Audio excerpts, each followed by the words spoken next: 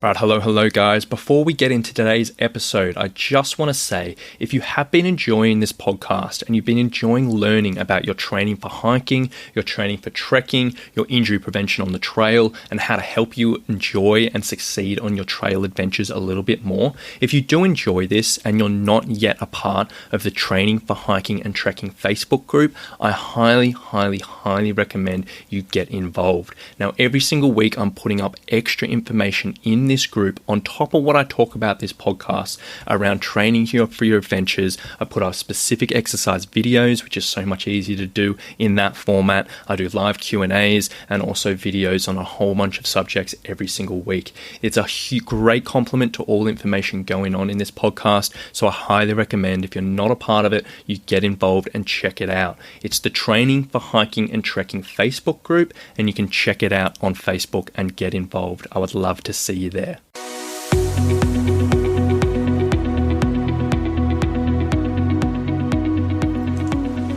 Hey, my name is Rowan Smith, and I want to welcome you to the Training for Trekking podcast.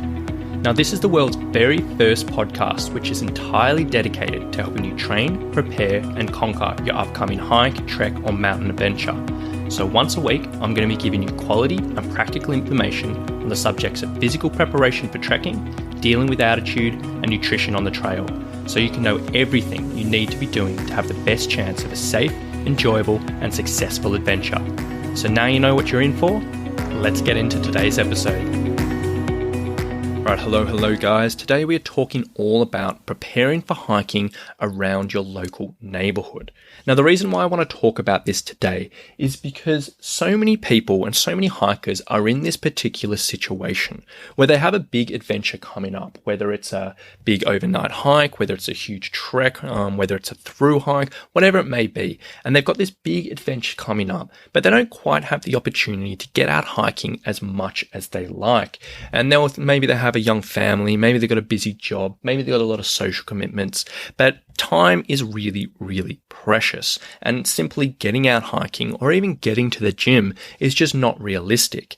And in this situation, if you can do all your training around the local neighborhood where you don't have to travel to, where you can cut out all that time wasted sitting in the car or commuting and actually use it for training, that can be really beneficial. However, when you're doing this, there are a few particular points and a few particular things you can think about which can make this training a little bit more effective, that can turn it from simple general training, which will help you on the trail, but you'll have to take some adaptation, to some stuff that's a little bit more specific, which you can do around your local neighborhood. So that gap between actually training at home and hitting the trail isn't quite as large. So today we're just going to explore a few really simple points and really simple things you can do if you are doing all your training around the local neighborhood, and how you can do our best adapt that to get you ready for the trail. So without any further ado, let's get into it. So tip number one, which I really highly recommend anyone does if you can't get out hiking and you are trying to do all your training at home or around the neighborhood, is when you're doing your walking training or your loaded pack training or whatever type of walking you're doing around the neighborhood, try to stay off the footpath. Now, what I mean by that is the footpath is obviously relatively flat. That's the exact idea of a footpath, and that's sort of made for convenience for people going through. And while this can help develop your fitness, obviously hiking is a little bit more unpredictable by that. It's uneven, it's undulating, there's a lot of other stuff going on, and it can challenge your stability quite a bit.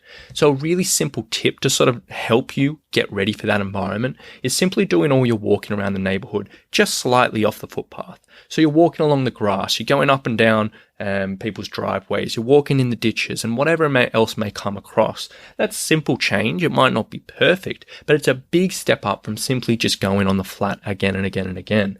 And if you're walking, say, half an hour every single day around your local neighborhood, and you're doing that all on the footpath, compared to half an hour every single day walking around on that slightly uneven surface, that's going to be a big step up, and that's something I highly recommend. So if you are doing your local walking, whether it's just walking, casual walking, whether it's tempo walking, whether it's loaded pack walking or whatever, try to do it off the sidewalk.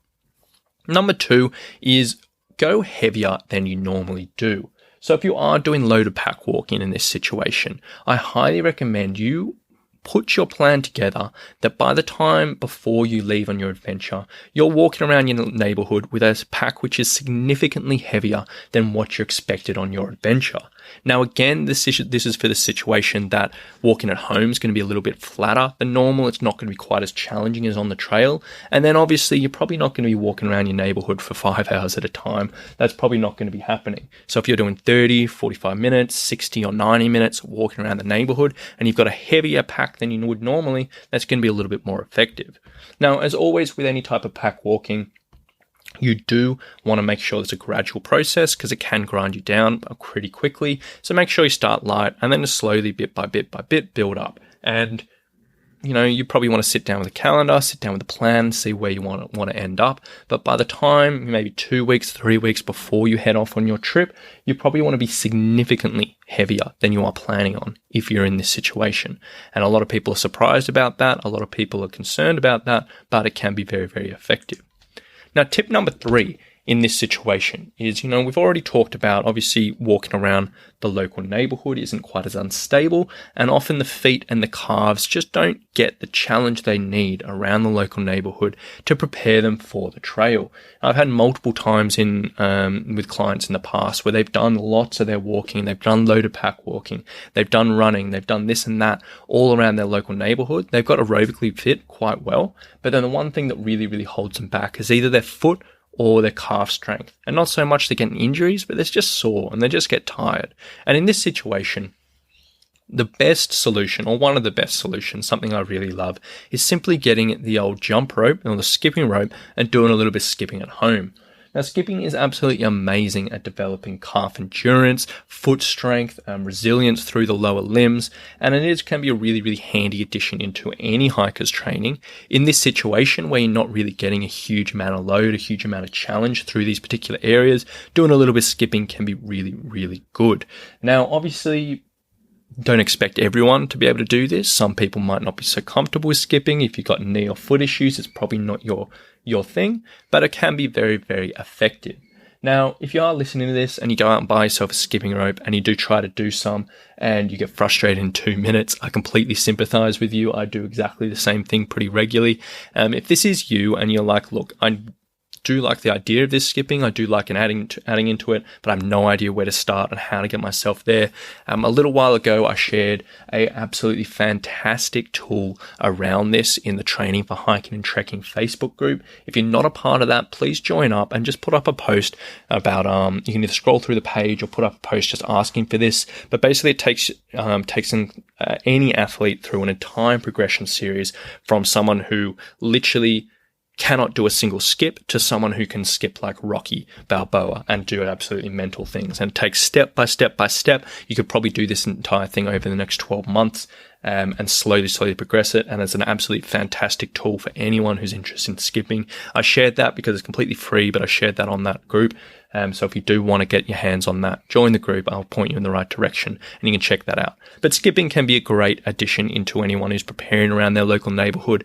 And you might do, say, 5 minutes of skipping before you go out walking. You might do 30 minutes of skipping just as a separate session or whatever it may be. So skipping can be great in this situation.